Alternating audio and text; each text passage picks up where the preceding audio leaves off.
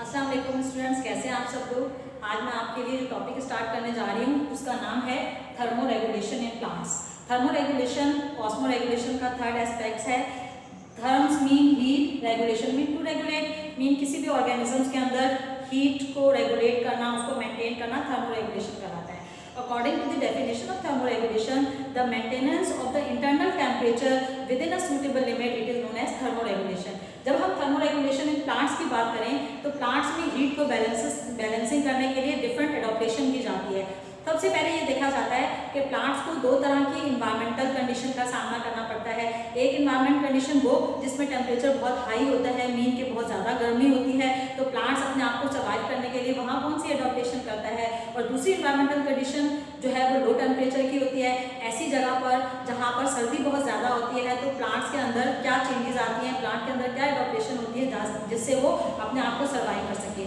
अगर हम बात करते हैं हाई टेम्परेचर की, तो हाई टेम्परेचर प्लांट्स पे किस तरह से इफेक्ट हो रहा है और फिर उस इफेक्ट के नतीजे में प्लांट्स अपने अंदर क्या चेंज लेकर आता है, क्या एडॉप्टेशन करता है जिससे वो सर्वाइव कर सकता है। तो पहली जो चीज़ हाई टेम्परेचर का जो इफेक्ट होता है प्लांट के ऊपर वो होता है उसके एंजाइम्स नेचर के ऊपर। मीन प्लांट्स में मौजूद जो एंजाइम्स हैं वो डीनेचर होना शुरू हो जाते हैं। तो फर्स्ट पॉइंट क्या है, enzymes are denature. Enzymes denature होना शुरू होते हैं। एंजाइम्स क्या होते हैं, एक्चुअली एंजाइम जो है वो बायोकैटालिस्ट होते हैं जो कि रिएक्शन को स्पीड अप करते हैं, रिएक्शन को बढ़ाते हैं, लेकिन खुद हिस्सा नहीं लेते, बट वो मेटाबॉलिज्म को तेज करते हैं। लेकिन और ये एंजाइम जो है वो कार्बन, हाइड्रोजन, नाइट्रोजन से मिलकर बन रहे होते हैं। लेकिन जब एंजाइम्स की नेचर डिस्टर्ब हो जाती है तो प्लांट का मेटाबॉलिज्म इफेक्ट करता है। जब प्लांट का मेटाबॉलिज्म इफेक्ट करेगा तो प्लांट्स के अंदर फोटोसिंथेसिस और डिफरेंट प्रोसेस जो है वो भी डिस्टर्ब होना शुरू हो जाते हैं। तो प्लांट्स के एंजाइम्स के डीनेचर होने की वजह से उसके अंदर जो डिस्टर्बेंस पैदा होती है उसको कोप अप करने के लिए, उस सिचुएशन से निकलने के लिए प्लांट्स जो है वो सबसे पहला जो स्टेप या अडॉप्ट करता है वो स्टेप है एवापोरेशन का। Evaporation of water through stomata, यानी कि प्लांट्स जो है स्टोमेटा के जरिए से एवापोरेशन करना शुरू करते हैं, वाटर लॉस करना शुरू करते हैं। बहुत ज़्यादा गर्मी है, प्लांट का इंटरनल टेम्परेचर डिस्टर्ब है, तो प्लांट अपने इंटरनल टेम्परेचर को मेंटेन करने के लिए सबसे पहले क्या करेगा, एवापोरेशन ऑफ वाटर करना शुरू करेगा। यानी कि स्टोमेटा ओपन होंगे और वाटर लॉस होगा ताकि इंटरनल टेम्परेचर जो है वो बैलेंस आउट हो जाए। सेकेंड एडॉप्टेशन किस तरह से होगी कि plant synthesize heat shock protein, यानी कि अगर प्लांट्स को ऐसा टेम्परेचर जो कि 40 डिग्री सेंटीग्रेड है या 40 डिग्री सेंटीग्रेड से ज़्यादा है, ऐसे टेम्परेचर का सामना करना होता है, तो प्लांट्स क्या करेंगे, प्लांट्स जो है फिर एवापोरेशन बंद कर देंगे। मीन के उससे गुजारा नहीं हो रहा, एवापोरेशन नहीं करनी, स्टोमेटा क्लोज हो गए, तो फिर वो कौन सी एडॉप्टेशन करते हैं, वो करेंगे सिंथेसाइज हीट शॉक प्रोटीन, यानी कि हीट शॉक प्रोटीन प्रोड्यूस करना शुरू कर देंगे। अब हीट शॉक प्रोटीन का क्या काम है, heat shock proteins they protect the enzymes from denaturing, यानी कि ये एंजाइम्स को प्रोटेक्ट करेगा, सेव करेगा ताकि वो अपनी नेचर को डिस्ट्रॉय ना करे, अपने उसको चेंज ना करे। तो हीट शॉक प्रोटीन क्या करेंगे, फौरन से एंजाइम्स को प्रोटेक्ट करना शुरू करेंगे जिससे मेटाबॉलिज्म भी सेफ रहेगा।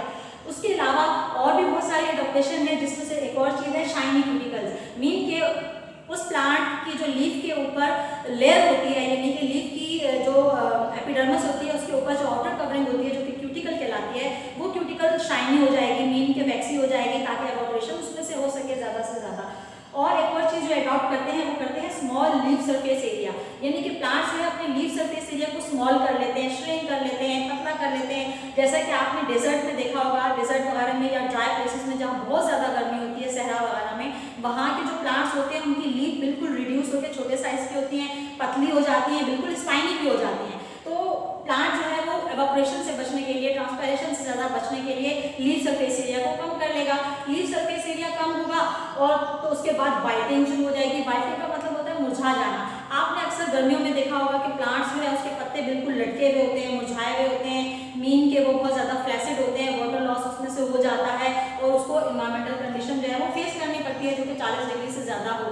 तो ये प्लांट्स के अंदर जो है वो तब्दीलियाँ देखी गई हैं कि प्लांट्स क्या करता है कि प्लांट्स जो है वो सबसे पहले ट्रांसपायरेशन स्टार्ट कर देता है ताकि बैलेंस हो जाए टेम्परेचर।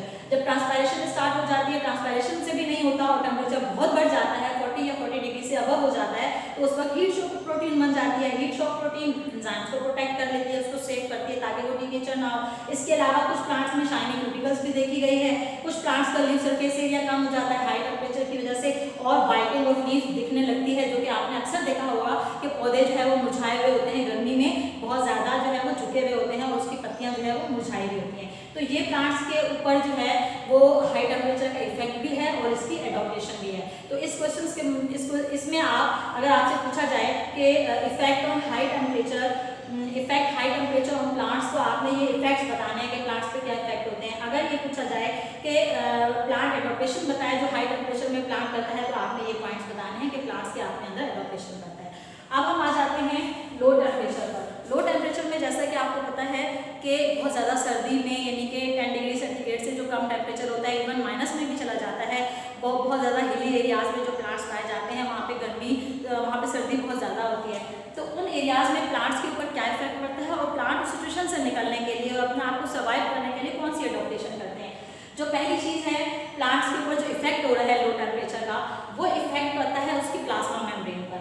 इफेक्ट प्लाज्मा मेम्ब्रेन, यानी प्लाज्मा मेम्ब्रेन की नेचर पर इफेक्ट होती है। प्लाज्मा मेम्ब्रेन का स्ट्रक्चर आपने फर्स्ट ईयर में पढ़ा है कि प्लाज्मा मेम्ब्रेन जो है लिपिड और प्रोटीन से मिलकर बने होते हैं।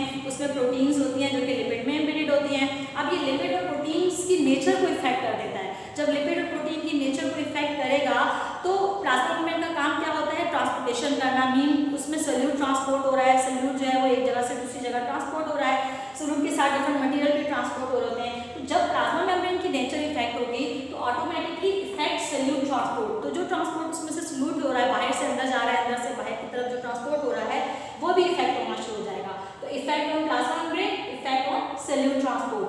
अच्छा, अब इस सिचुएशन से निकलने के लिए, अपने आप को सर्वाइव करने के लिए प्लांट्स क्या करते हैं कि they increase the proportion of unsaturated fatty acids. Mean कि ये प्लांट्स अपने अंदर अनसैचुरेटेड फैटी एसिड्स बना लेते हैं। अब ये अनसैचुरेटेड फैटी एसिड्स कौन से होते हैं? ये अनसैचुरेटेड फैटी एसिड्स जो होते हैं वो कार्बन और कार्बन के बीच में डबल बॉन्ड होता है। मीन के जो कार्बन होते हैं उसके बीच में डबल बॉन्ड होगा तो वो अनसैचुरेटेड होंगे, और कार्बन और कार्बन के बीच में सिंगल बॉन्ड होगा तो वो जो है सैचुरेटेड होंगे।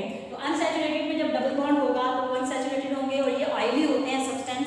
तो इस वजह से ये सल्यूट की ट्रांसपोर्टेशन में हेल्पफुल होते हैं। मीन उसको अगर अनसैचुरेटेड फैटी एसिड ज़्यादा होंगे तो सल्यूट की ट्रांसपोर्टेशन भी ज़्यादा होगी।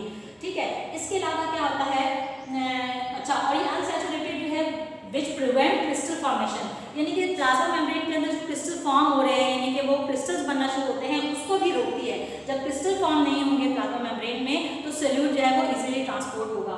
ठीक है, इसके अलावा क्या होगा कि जो आइस क्रिस्टल्स फॉर्म होंगे वो सेल वॉल में फॉर्म होंगे। Ice crystal form in cell wall, यानी आइस क्रिस्टल सेल वॉल में बनना शुरू होंगे। उस सेल वॉल में बनेंगे पर साइटोसोल में नहीं बनेंगे। साइटोसोल क्या है? साइटोसोल साइटोप्लाज्म का एक पार्ट होता है। तो साइटोसोल इज सुपर कूल। अगर आप एक ऐसे ट्री की बात करें जो कि बहुत ज़्यादा लो टेम्परेचर पे रहता है, जैसे कि ओक ट्री है या ओक प्लांट है। ओक प्लांट क्या करते हैं कि उनमें जब बहुत ज़्यादा जो है वो लो टेम्परेचर होता है तो उनकी सेल वॉल जो है वो क्रिस्टलाइन हो जाती है। सेल वॉल में क्रिस्टल्स बनना शुरू हो जाएंगे। जब सेल वॉल में क्रिस्टल्स बनेंगे तो वो इतना ज़्यादा हार्मफुल नहीं होंगे, इतने ज़्यादा नुकसानदेह नहीं होते rather than cytosol. Cytosols become super cool. Cytosol में बहुत ठंडक होगी लेकिन वो फ्रीज नहीं होगा।